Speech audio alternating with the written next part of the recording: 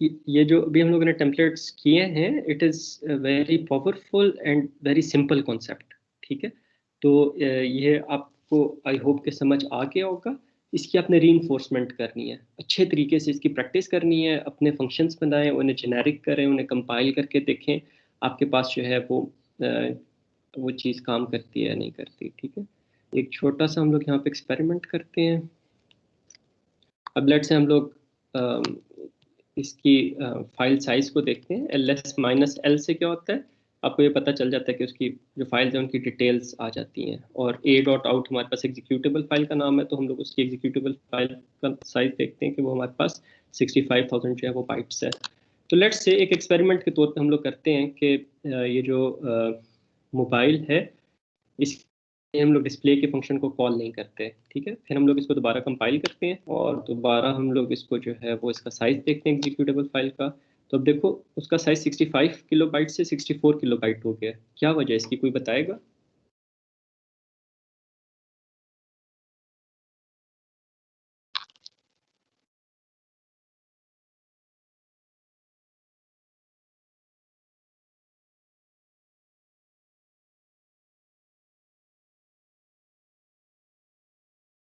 आपके ख्याल में क्या वजह हो सकती है, क्यों इसका साइज जो है वो 1 किलोबाइट कम हो गया? सर एक बार दोबारा बता दें तो क्या कहा था आपने? देखें, हम लोगों ने क्या किया कि ये डिस्प्ले बबल और डिस्प्ले के फंक्शन को हम लोगों ने mobile as as generic data type pass की ना मोबाइल, और फिर हम लोगों ने उसे कंपाइल किया तो जो एग्जीक्यूटेबल फाइल बन रही थी उसका साइज जो है 65 किलोबाइट था। अब हम लोगों ने क्या किया कि इन फंक्शंस को, डिस्प्ले और बबल के फंक्शंस को मोबाइल की डाटा टाइप के साथ कॉल नहीं कर रहे। ठीक है, उसे कमेंट कर दिया और फिर जब उसको कंपाइल किया तो उसका साइज 64 किलोबाइट्स बना। तो क्या वजह है इसकी, फाइल साइज क्यों कम हो गया एग्जीक्यूटेबल फाइल? सर जब हम पहले ले रहे थे तो हम साइज मतलब के लोकेशन पहले ही एलोकेट कर रहे थे, तो जब हम अभी ले रहे हैं तो हम कंपाइल टाइम पे एलोकेशन कर रहे हैं। अच्छा, और कोई बताना पसंद करेगा?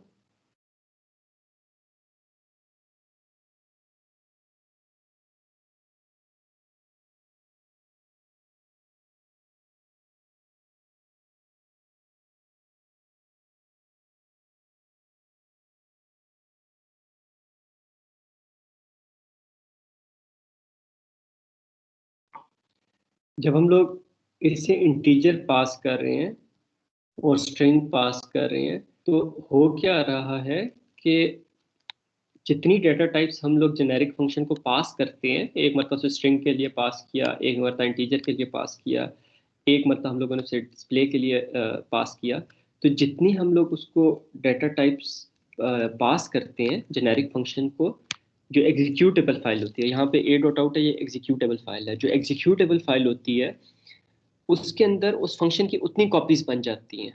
तो जो एग्जीक्यूटेबल फाइल है उसके अंदर एक डिस्प्ले का फंक्शन बन रहा होगा इंटीजर के लिए, एक बन रहा होगा स्ट्रिंग के लिए, एक बन रहा होगा मोबाइल के लिए। ठीक है, तो जितनी डेटा टाइप्स के लिए हम लोग फंक्शन को कॉल करते हैं उतनी हमारे पास कॉपीज बनती हैं बाइनरी कोड की एग्जीक्यूटेबल फाइल में। ठीक है, तो इस वजह से जब हम लोगों ने इसे मोबाइल के साथ जब कंपाइल किया तो उसका साइज 65 किलोबाइट था। जब हम लोगों ने मोबाइल के फंक्शन को कमेंट कर दिया, दैट मीन्स कि अब जो एग्जीक्यूटेबल फाइल बनी है उसके अंदर ये जो डिस्प्ले का फंक्शन है वो सिर्फ 2 मरतबा ओवरलोड हुआ हुआ है, एक मरतबा स्ट्रिंग के लिए और एक मरतबा इंटीजर के लिए। अब मोबाइल के लिए ओवरलोड नहीं हुआ हुआ। ठीक है, लेकिन जैसे हम लोग उसे मोबाइल के लिए ओवरलोड करते हैं तो फिर हमारे पास क्या होगा कि उसके अंदर हमारे पास अब एक और डिस्प्ले के फंक्शन की हमारे पास एक और कॉपी बन जाएगी। अब 3 डिस्प्ले के फंक्शन एग्जीक्यूटेबल फाइल में, एक जो है मोबाइल के लिए, एक इंटीजर के लिए और एक स्ट्रिंग के लिए। ठीक है, अब इसका फाइल साइज चेक करते हैं तो वो हमारे पास 60.4 किलोबाइट से 64.8 किलोबाइट जो है वो हमारे पास हो गया है। ठीक है, और इसी तरह जब हम लोग बबल के फंक्शन को भी जो है वो हम लोग उसके लिए भी इसको कंपाइल कर लेते हैं, तो अब जब हम लोग इसका फाइल साइज देखते हैं तो वो हमारे पास 64.8 किलोबाइट से जो है वो हमारे पास 65.2 किलोबाइट जो है वो हमारे पास उसका साइज जो है वो बन गया। ठीक है, और उसको कॉल करने से जो है वो हमारे पास साइज में इतना ज़्यादा फर्क नहीं पड़ेगा। साइज में जो फर्क पड़ेगा वो इस तरह से बनेगा कि उसका बाइनरी कोड जो है उस डाटा टाइप के लिए हमारे पास एग्जीक्यूटेबल फाइल में है या नहीं। ठीक है बेटे, ये बात समझ आ गई सबको? सर डिस्प्ले का फंक्शन हम हर डेटा टाइप के लिए अलग से लिखते हैं, तो ये सब डेटा टाइप्स के लिए एक फंक्शन लिख सकते हैं डिस्प्ले का? हम लोग तो देखो 2 लेवल्स हैं, एक हाई लेवल है जिसमें हम लोग ये आईडीई में जो प्रोग्रामिंग करें, जो C++ का कोड करें, ये हाई लेवल है, ठीक है। और फिर एक हमारे पास लो लेवल है जो बाइनरी कोड है, जो ये एग्जीक्यूटेबल फाइल के अंदर कोड जनरेट हो रहा है, ये मशीन कोड है। ये हम लोग जो है वो नहीं देख सकते। अगर हम लोग इसको मतलब देखेंगे भी तो इसको अगर आप देखोगे तो ये हमारे पास मशीन कोड है, इट इज ऑल बाइनरी, ठीक है। We can not see it, ठीक है। तो we can not understand, we can see it but we can not understand it, ठीक है। तो 2 चीजें हैं। जो हमारे पास हाई लेवल का कोड है ना, उसके अंदर हम लोग देखो जेनेरिक फंक्शन एक ही मर्तबा लिख रहे हैं।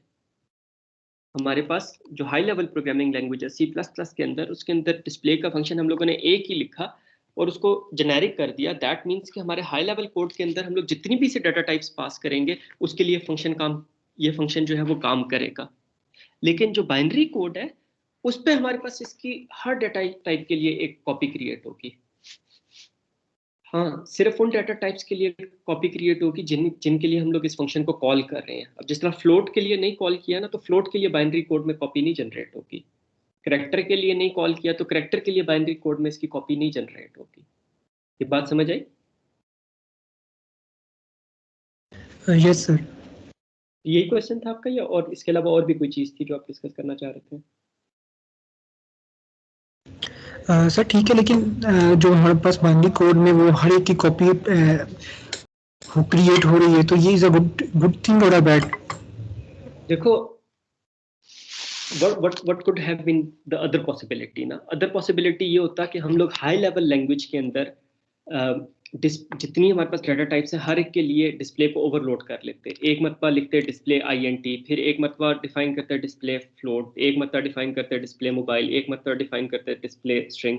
तो हर डाटा टाइप के लिए हमें खुद से हाई लेवल लैंग्वेज के अंदर जो है वो डिफाइन करना पड़ता। तो हमारे पास हाई लेवल में भी कॉपीज हो जाती और डेफिनेटली जब उसे कंपाइल करते तो लो लेवल में भी उसकी कॉपीज क्रिएट हो जाती, ठीक है। तो कॉपीज तो क्रिएट होनी है लो लेवल के अंदर। हाँ, जब हम लोग उसे जेनेरिक कर देते हैं तो फिर यह है कि जो लो लेवल पे कॉपीज क्रिएट हो रही हैं वो अब हमें नहीं मैनेज करनी पड़ रही। अब हमारे पास 20 डाटा टाइप्स हैं तो उसके लिए हम लोगों ने एक ही फंक्शन लिखा हुआ है, ठीक है। और उसकी जो लो लेवल में कॉपीज जनरेट होनी है वो अब हमारे पास कंपाइलर करेगा। वी डोंट नीड टू मतलब take care of those low level copies ना।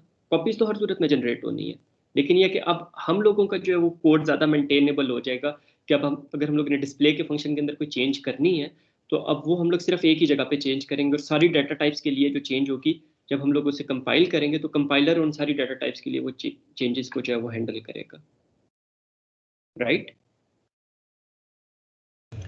Okay sir. सर हम जब डिस्प्ले का फंक्शन कॉल करते हैं वहाँ पे हमें वो डेटा टाइप पास करवाते हैं, जैसे कि स्ट्रिंग हो गया, इंट हो गया, तो वहाँ पे वो ज़रूरी है कि नहीं कि पास करवाएं हम? अगर सिर्फ फंक्शन है हमारे पास जेनेरिक तो फिर ज़रूरी नहीं है। यहाँ पे अगर हम लोग यहाँ पे डिस्प्ले हटा भी दें तो ये जो है वो हमारे पास ज़रूरी नहीं होगा, इट वुड वर्क, ठीक है, इट शुड वर्क। क्यों वर्क करेगा? क्योंकि अब ये जो एंगल ब्रैकेट्स के अंदर हम लोग एक्सप्लिसिटली डाटा टाइप पास कर रहे थे, अब ये कंपाइलर ने खुद इन्फर कर लिया है कि अच्छा यहाँ पे जो हम लोग पैरामीटर पास कर रहे हैं, जो फर्स्ट पैरामीटर जिसकी टाइप टी है वो हमारे पास मोबाइल टाइप का है, तो ऑटोमेटिकली उसने ये चीज़ इन्फर कर ली है। लेकिन हम लोग देखेंगे कि हर जगह पे कंपाइलर खुद इन्फर नहीं कर सकता,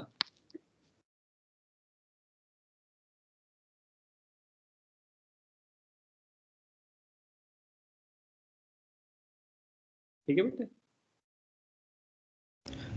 ओके सर। सर कंपाइलर को कहाँ पता नहीं चलेगा कि ये डेटा टाइप कौन सी है? अभी देख लेते हैं, बिफोर एन उसके एक एग्जांपल देख लेते हैं।